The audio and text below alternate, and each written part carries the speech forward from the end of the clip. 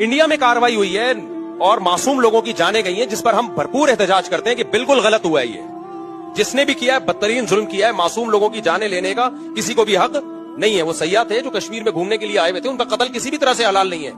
जिसने भी किया है ये जुल्म है, जिसके खिलाफ जितनी आवाज उठाई जाए कम है। लेकिन इंडिया में जब जुल्म होता है हम उसको जुल्म कहते हैं, हमारी गवर्नमेंट भी जुल्म कहती है, हमारा मीडिया भी जुल्म कहता है। यही जुल्म जब पाकिस्तान में होता है तो इंडिया का मीडिया उसको जुल्म नहीं कहता, बल्कि उस पर भपकियां कसता है, मजाक उड़ाता है और उसके ऊपर मजम्मती बयान नहीं देता। वो पहली बात तो ये कि ये हमला जो हुआ है ये पाकिस्तान ने नहीं करवाया। जो वहां हमला पाकिस्तान के भी है, जो हालात अपने चल रहे हैं वो पाकिस्तान ये नहीं कर सकता कि बैनुल अक़वामी पंगे लेना शुरू कर दे। इस वक्त इंडिया को बहाना चाहिए इस वक्त पाकिस्तान पे अटैक करने के लिए।